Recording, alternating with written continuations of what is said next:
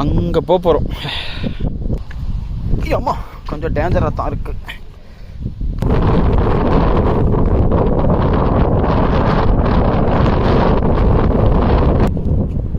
டேஞ்சரானோ பார்த்தா புயல் வேகத்தில் போயிட்டுருக்கேன். நடுவில் மணல் லாரி எதுவும் குறுக்க வந்துடக்கூடாது சாமி. மனிதர் உணர்ந்து கொள்ள இது மனித காதல் அல்ல, தாண்டி புனிதமானது. This is பருந்தும் பாறை. We are on top.